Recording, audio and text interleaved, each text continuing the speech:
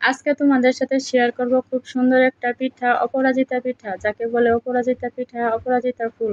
আর এত সহজভাবে বানিয়ে নিতে পারবে যা কিনা বলার মতো না। দেখতে যেমন সুন্দর, খেতেও খুবই ভালো, আর বানানো একদম সহজ পদ্ধতি। তো এখানে তোমরা চাইলে চালের গুঁড়া, সিদ্ধ চালে নিতে পারো, আতপ চালের গুঁড়াও নিতে পারো, আটাও নিতে পারো। আমার মতে সিদ্ধ চাল আর আতপ চাল একসাথে মিক্স করে বানালে খুবই সুন্দর হয়, কারণ এটা নরমও হয় না, শক্তও হয় না, মানে একরকম মধ্যম থাকে আর কি। আর ফুলে সুন্দরভাবে। তো সুন্দর করে কিন্তু আমি গুলাটা কিন্তু সিদ্ধ করে নিয়েছি, সিদ্ধ করে সুন্দর করে এগুলো মতে নিয়েছি। না মতলে কিন্তু পিঠাটা সুন্দর হবে না আর ফুলবে না। তো সুন্দর করে এগুলো বেলে আস্তে আস্তে আমি সবগুলো এভাবে কেটে নিব। আর আমি নিচ্ছি মধ্যম সিস্টেম আর কি। তোমাদের পছন্দ মতো তোমরা কেটে নিতে পারো, যেরকম চাও আর কি। যাই হোক, আমার এই সাইজটা খুবই ভালো লাগছে, তাই আমি এই সাইজটা কেটে নিছি। আর চাইলে তোমরা চিনি দিয়েও বানাতে পারো, তো আমি চিনি দিই নাই, কারণ এটা আমি এমনিতেই খাবো আর কি। তো গুড়ের মধ্যেও ডুবিয়ে নিতে পারো। আর এই পিঠাটা অনায়াসে 6 মাস রাখা যাবে ঘরের ভিতর সংরক্ষণ করে। তো আমরা কিন্তু চাই যে কম বেশি যে সংরক্ষণ করে ঘরে যে খাবারটা রাখা যায় ওটা কিন্তু খুবই ভালো। আর সবসময় আমরা কিন্তু মাঝে মধ্যে খেতে পারি, খুবই ভালো লাগে আমার কাছে আর কি। আর এই পিঠাটা একদম নরম হয়, নরম হলে খুবই ভালো হয়। আর মিডিয়াম মতো আর কি বেলে নিতে হবে, বেশি মোটাও না বেশি চিকনও না, একদম।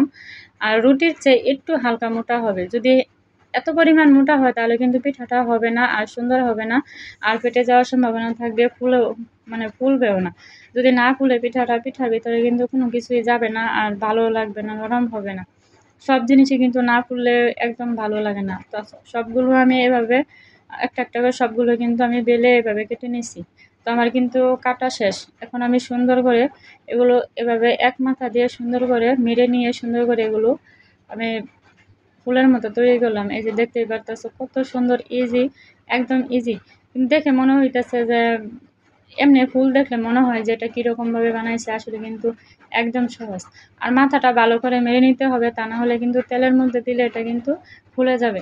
অবশ্যই এটা তোমরা সিদ্ধ করতেও পারো, যার যেরকম আর কি রুচি আর কি, যে যেরকম খায় আর কি সেরকম। তো সুন্দর করে ভালো করে মেরে নিতে হবে, তা না হলে কিন্তু তেলে অবশ্যই ফুলে যাবে, তেলে দিলে দেওয়ার পর।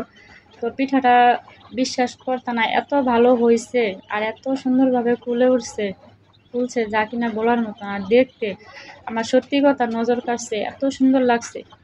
তো আমি সুন্দর করে তেলটা গরম করে নিয়েছি, গরম করে নেওয়ার পর এই তেলের ভিতরে আমি পিঠাগুলো দিয়ে দিলাম। দিয়ে দেওয়ার পর সুন্দর করে একটা একটা করে দিয়ে দিব আস্তে আস্তে, যাতে পিঠাগুলো না ভাঙে। যাই হোক, ভাঙবে না, যদি হয় তাহলে খুলে যাওয়ার সম্ভাবনা থাকবে, কারণ যদি আপনার মাথাটা যদি না মারা হয়। তো দেখতেই পারতেছেন আমার খুবই ভালো লাগছে। আমি কই যে আমি একটা ফুল ভাজতেছি, এত সুন্দর, আমার অনেক ভালো লাগছে আর কি। যাই হোক, এটা কিন্তু আমি হালকা ভেজে নিছি, কারণ আমি এমনিতে খাবো। সবাই ভালো থাকবেন, আল্লাহ হাফেজ।